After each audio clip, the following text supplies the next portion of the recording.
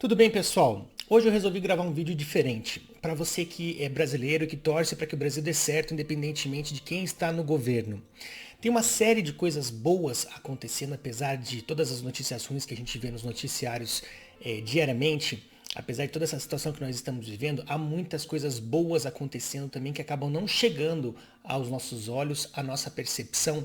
Então eu resolvi aqui nesse vídeo reunir uma série de boas notícias que eu pude acompanhar na semana passada para que a gente possa ter também um tanto de otimismo, assim, não só ligar o Jornal Nacional, que eu nem assisto, mas assim, e ver só tragédia, só notícia ruim, só gente tentando assim desestabilizar e parece que torcendo contra o crescimento do país só porque isso talvez vá beneficiar politicamente alguém que você não gosta. Então aqui eu separei algumas notícias para te deixar realmente bastante otimista, mas com racionalidade para o que está por vir no segundo semestre de 2021 e início de 2022. Vou começar com um caso inusitado. Na sexta-feira, a Bolsa de Valores, o índice Ibovespa, a Bolsa de Valores de São Paulo, bateu o recorde histórico seguido. Assim, na verdade, já vinha batendo um recorde atrás de recorde, mas rompeu um marco muito importante que foi dos 130 mil pontos. Ou seja, a bolsa está lá em cima em um crescimento constante e estabilizado, assim, um crescimento que você vê que é sustentável. Por que que isso é tão importante? Porque isso mostra a pujança da economia, mostra que as pessoas estão acreditando no Brasil, estão trazendo dinheiro, estão investindo aqui o seu dinheiro na Bolsa de Valores. E o curioso dessa história toda, pra você ter uma ideia, eu lembro quando a Bolsa operava a 30 mil pontos, eu acho que foi o vale assim que ela passou, e depois teve um grande salto, 70, de repente bateu 100 mil, todo mundo achou que fosse o limite, agora já está em 130, e quem sabe se não fecha o ano aí a 160. Não seria uma coisa irrealista de se imaginar. Então, primeira coisa é essa, mas o que eu chamo a atenção aqui é o seguinte, eu fui olhar nos portais de notícia, principalmente o Globo.com, para saber se esse número importante, né? Poxa, a Bolsa finalmente superou aí 130 mil pontos. Seria destaque em alguma manchete, ou se pelo menos noticiado, ou pelo menos uma notinha de rodapé assim. E para minha surpresa, eu não só não encontrei isso no Globo.com, como na sexta-feira eu fiquei vendo o site o dia inteiro. Simplesmente eles tiraram a seção de economia, onde sempre aparece ali todos os dias o índice Bovespa, o dólar, não estava no site. Então parece que querem esconder. Tudo aquilo que é bom parece que querem esconder e aquilo que é ruim eles querem colocar um grande holofote, potencializar. Mas esse é só o começo, então a bolsa batendo recorde histórico. O real, segundo a notícia, o real foi a moeda que mais se valorizou no mundo nos últimos tempos. O dólar, que chegou a bater ali 5,70 e poucos, agora está quase rompendo a barreira dos 5 para baixo e voltando a operar na faixa dos R$ 4 e alguma coisa. Então hoje ele estava ali 5,01, está beirando os R$ 5 em uma descendência. Então a moeda brasileira está se fortalecendo.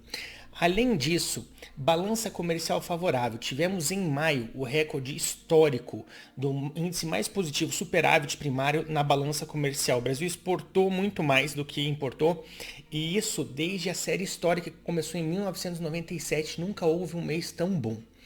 Além disso, a revisão do crescimento do PIB não para de subir. Uma hora era 1,5%, depois 3%, daí 3,5%, 4%, 4,5%, agora já está acima de 5% que o Brasil vai crescer em 2021. Talvez seja o país que mais cresça no mundo em 2021. E melhor, se a estimativa do mercado está para o crescimento acima de 5%, e a gente começou o ano, o primeiro trimestre também, com um crescimento que foi o país que mais cresceu, acima de China, acima de tudo que você imaginar no primeiro trimestre, é 1,2%. Para a gente conseguir chegar nessa média, nessa previsão que o mercado está fazendo, isso é o mercado, tá? É apolítico, então é dinheiro, é matemática. O Brasil tem que estar crescendo na casa dos 7% no final do ano, para que na média fique 5%. Então imagine, olha a previsão que o mercado está fazendo, que a gente vai terminar o ano crescendo 7%, que é nível China, quase que crescia 9%, e que vamos iniciar 2022 com esse crescimento. Além disso, então você veja, um país, e isso tudo no meio de uma pandemia. Então veja como a questão é importante, assim, ver que o Brasil está tendo esses resultados mesmo diante dessa situação totalmente adversa. Imagina se não tivesse ela. Além disso, o Brasil chegou à marca também de 100 milhões de doses de vacinas distribuídas aos estados.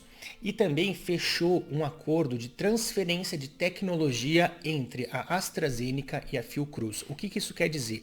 Que agora o Brasil detém toda a tecnologia da cadeia completa da produção da vacina, desde a geração dos insumos até a fase final.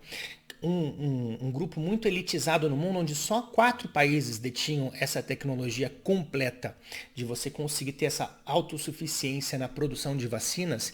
E isso é uma excelente notícia porque até o final do ano a expectativa é de que todos os brasileiros que assim desejarem estejam vacinados e o Brasil poderá inclusive exportar vacinas. Tamanha será a produção aqui por causa dessa detenção. Não vamos depender que outros países mandem insumos para que a gente consiga produzir essa vacina. Então, mais uma notícia importante. O que mais que eu separei aqui? O Brasil também, nesse último mês de maio, tornou-se a nação o maior exportador de carne do planeta. O Brasil é o país que mais exporta carne no mundo. Por isso que falam que o Brasil alimenta o mundo. Então você veja com o aumento da demanda de carne em países emergentes como Índia, China e outros aí, faz com que o Brasil tenha essa necessidade, esse mercado de exportação de carne e com toda a competência, todo o trabalho do nosso agro está conseguindo atender e abastecer o mundo. Enquanto isso, só para fazer uma comparação, nossos vizinhos argentinos fizeram exatamente o oposto, fizeram um lockdown severo, mesmo com um lockdown severo, a questão sanitária está terrível, a economia destruída, mais de 45% das pessoas já na pobreza e ainda o governo proibiu a exportação de carne lá. Veja a diferença de mentalidade de caminhos que estão sendo seguidos. Então, enquanto lá se proibiu a exportação de carne, e a Argentina sempre foi um grande exportador de carne, aqui o Brasil se tornou o maior exportador do mundo. O que mais? Redução em 11% no número de homicídios no Brasil, segurança pública. Mesmo diante de todas essas circunstâncias aí negativas, onde as pessoas estão passando mais necessidades, houve uma grande queda no número de homicídios no país inteiro, com exceção de 3 ou 4 estados, Rondônia, Roraima, alguns estados que tiveram aumento, todos os outros tiveram queda na taxa do número de homicídios. O que mais? Redução da pobreza extrema. Aqui na América Latina, só Brasil e Panamá conseguiram, mesmo diante de tudo isso, reduzir a pobreza extrema. O que isso quer dizer? Quer dizer que a gente reduziu a pobreza? Não. O número de pobres aumentou. A pandemia foi cruel e o desemprego ainda está muito alto. Apesar de que uma outra boa notícia é que o Brasil já gerou também mais de 1 milhão de empregos desde o início do ano. Então a gente vai gerar muito mais emprego e vai ter muito emprego, se Deus quiser, para muita gente que está precisando aí. Muita demanda para que comércios sejam reabertos aí, que empresas voltem a respirar. Mas em questão à pobreza extrema, é relativa àquela pobreza extrema, assim, o último degrau da pobreza, onde assim, casos muito extremos, e talvez por conta do auxílio emergencial, por conta de outros fatores aí, o Brasil conseguiu, mesmo diante dessa situação, reduzir o nível de pobreza extrema. O que mais? Da parte agora de infraestrutura. Transposição do Rio São Francisco, que está levando água a muitas pessoas no Nordeste. No Nordeste também e no Norte, mais de 8 milhões de pessoas que não tinham acesso à internet vão ter acesso agora. 8 milhões é enorme, assim, a população da Amazônia ali, por exemplo, são 23 milhões de pessoas que moram ali e que também querem esse desenvolvimento sustentável. A gente fala só a gente costuma falar da Amazônia só como se fosse ali o bioma amazônico, como se fosse só a fauna e a flora, mas a gente esquece que tem 23 milhões de pessoas que moram ali e que estão entre as mais pobres do país, então vão ter acesso à internet. O que mais?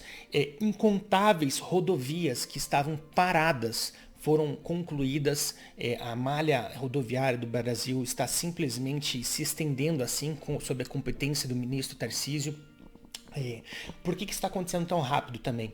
Porque as maracutaias sempre acontecem na hora dos fechamentos dos contratos. Então, na hora que você vai fechar um contrato para uma rodovia, e isso aconteceu por décadas no Brasil, sempre tinha aquela questão do Caixa 2, uma série de coisas. E depois não há interesse ou não havia interesse em concluir as obras, porque o que acontece, ali não tem mais forma de você ganhar dinheiro de uma maneira ilícita. Então, o que acontecia? Fazia-se as concessões, ali os acordos, e depois abandonava a obra, deixava levando com a barriga. O Ministério do Transporte, aqui da Infraestrutura, teve uma visão diferente. Vamos terminar todas essas obras que já estão prontas e com isso conseguiu acelerar muito a evolução da infraestrutura da nossa malha rodoviária. E isso é destaque assim para todo canto. Acho que eu não vejo uma pessoa que consiga criticar o ministro Tarcísio, que está fazendo um excelente trabalho. Outras coisas, leilões de portos e aeroportos. Finalmente a gente vai ter a eficiência do setor privado administrando esses serviços que são tão importantes para o nosso país e que estavam assim defasados por muito tempo. Então a gente vai modernizar todos os nossos portos e aeroportos. Sem falar que eu lembro que desde pequeno eu sonhava ou ouvia a história de que o Brasil tinha que ter ferrovias. Poxa, a gente transporta tanto alimento, tantas coisas assim, e a gente é muito dependente da malha rodoviária. E como é que o Brasil, com essa extensão, não tem uma malha ferroviária, não tem trens? Seja de passageiros, mas assim principalmente para transportar, para ajudar nessa parte logística. E ainda esse ano será concluída finalmente a rodovia, quer dizer, finalmente eu digo no sentido de que não que ela estava sendo construída, mas finalmente colocaram foco em ter uma malha ferroviária no Brasil para baratear totalmente, tirar esse nó do custo do Brasil e tornar o Brasil mais competitivo internacionalmente, entre o porto de Maranhão, lá no Nordeste, até o Porto de Santos, que é o maior porto da América Latina. Então imagine essa malha ferroviária, a capacidade de um trem com todos aqueles vagões, a capacidade de carga e a eficiência que ele vai conseguir transportar, seja as coisas que chegam no Brasil para distribuir, sejam as coisas que nós vamos exportar. Então, mais uma grande notícia. E sim, tem várias outras ainda. Eu já vou terminar o vídeo para não ficar muito longo aqui, porque eu poderia ficar bastante tempo. Quando você procura coisas boas, tem. É que a gente tá sob o jugo de uma mídia que parece que quer só desgastar, só mostrar tragédia, só aquilo que acontece de ruim. E daí a gente acaba esquecendo que tem tanta... Esquecendo não, acaba não vendo que tem tantas coisas boas, positivas. E aqui eu não quero fazer vista grossa para as coisas ruins também, para os problemas que estão acontecendo. Estão acontecendo, precisam ser tratados com certeza. É papel da mídia apontar esses problemas, mas é diferente de você mostrar assim, de uma maneira imparcial, isso, aquilo, e de você de repente ter toda uma narrativa pronta que você quer desgastar a qualquer custo, e você passa a ser um militante, um torcedor, e não no papel do jornalista. E eu sou formado em jornalismo. Você passa a ser um militante travestido de jornalista. Você tem toda uma narrativa, e aquilo que favorece a sua narrativa, você dá todo o holofote, e aquilo que vai contra a narrativa, por exemplo, como todas essas notícias boas, você simplesmente joga para debaixo do tapete e a população não fica sabendo. A não ser por formas como esse vídeo, como mídias sociais, pessoas que vão atrás, porque realmente a força contrária é muito grande. E aqui uma outra reflexão que eu abro é, se alguém que é favorável a esse tipo de política econômica mais liberal, não estou nem falando de pessoas, tá? Tá feliz com isso e fica revoltado que não está sendo falado, porque tem tantas pessoas que torcem contra, né? Quanto pior, melhor. As pessoas que não se importam com o desemprego, com a pessoa que está sem o que comer, sem um trabalho, o pai de família e desempregado, um monte de coisas, e torce para que fique cada vez pior, porque daí vai mostrar, poxa, eu estava certo, viu só, esse caminho aqui não funciona, tá errado. Essa pessoa também tem que ter a mesma humildade se fosse um governo com um viés contrário e tivesse tendo todos esses bons resultados, em saber reconhecer também e elogiar e enaltecer e torcer para o bem do Brasil, independentemente se é A ou B, se é político X ou Y, o que a gente quer sempre é resultado para que a gente possa ter um país melhor. E para finalizar, coisas interessantes, as estatais que sempre foram um antro de corrupção, veja Petrolão aí, e entre outros aí, e sempre deram prejuízos enormes, passaram a dar lucro. É impressionante como é que você vê de uma série histórica assim com prejuízos desse tamanho nas estatais e de repente agora elas estão sendo lucrativas. O que mudou? Gestão, falta de corrupção, uma série de coisas aí, uma mudança de visão, mas é uma coisa impressionante para a gente conseguir ver. Além disso, teve o marco do saneamento, o MP da liberdade econômica e tantas outras boas coisas que estão acontecendo. Aqui agora talvez tenha algumas pessoas que pensem: você está passando pano, veja quanta coisa ruim também, veja quanta isso e aquilo, e eu poderia citar aqui algumas coisas, mas pense, não é bom de vez em quando a gente também ter um pouco de otimismo enxergar as coisas boas não quer dizer fechar os olhos para as coisas, para os problemas, mas entender que também, além dos problemas, o mundo não é só isso, não é só o que aparece no Jornal Nacional, no Fantástico. Quer dizer, eu nem assisto mais, para ser bem sincero, então não posso dizer, mas pelo aquilo que eu acompanho da grande mídia, tem muita coisa boa acontecendo também. Tem motivos para a gente estar otimista por uma retomada econômica muito forte. E quando eu falo retomada econômica, eu não quero dizer só a parte fria do dinheiro, da economia. Não, isso aqui é o motor de todo o desenvolvimento sustentável, de tirar pessoas da pobreza, de bem-estar social, de infraestrutura, de tudo. Então não é a economia em si, é que a economia puxa todo o bem-estar social que a gente busca para os mais pobres, para as pessoas que precisam. Então, se você gostou, eu peço que você compartilhe esse vídeo para que as pessoas também tomem ciência de que tem muita coisa boa acontecendo, que vale a pena acreditar no Brasil, fazer nossa parte, independentemente de político A ou B, a gente tem que sempre torcer para que o país progrida, vá para frente, apesar de ter muita gente. O que me entristece é isso, apesar de tanta coisa boa acontecendo, tanta gente boa tentando fazer o país melhorar, tem um exército de pessoas ali tentando sabotar a todo custo, assim. Não é assim, olha, que o Brasil se exploda, que as pessoas morram na miséria, mas eu não dou o braço a torcer para que de repente alguém leve esse crédito que vá contra a minha posição política, enfim. Então, é isso que me frustra um pouco às vezes, assim, tantas pessoas torcendo contra, tentando sabotar de tudo que é jeito, e isso daí vale para A e para B também. Quando muda a figura política no poder, o jogo político é esse, assim, quem está na oposição quer destruir quem está na situação a todo custo, não quer fazer uma oposição saudável, crítica, construtiva para o melhor. Não, o objetivo é aniquilar o inimigo da pior maneira possível. Então, que a gente possa evoluir um pouco também nesse ponto, né? Mas nesse momento eu queria só deixar essa série de boas notícias aqui para que você possa começar bem a semana, para que você talvez que viesse meio desanimado, pudesse ver que a gente tem uma perspectiva muito boa aí para frente, seja do ponto de vista de você que está desempregado, ou que a empresa está indo mal, ou que está com uma série, está desacreditado aí no futuro do Brasil. Se Deus quiser, nós vamos terminar muito bem o ano de 2021, vamos começar melhor o ano de 2022. Todo esse mal vai ter ficado para trás, respeitando, claro, a dor de tudo que gerou, e não preciso falar que cada dor que essa situação que a gente enfrentou, que o mundo enfrentou, esse é um outro tema também polêmico, né?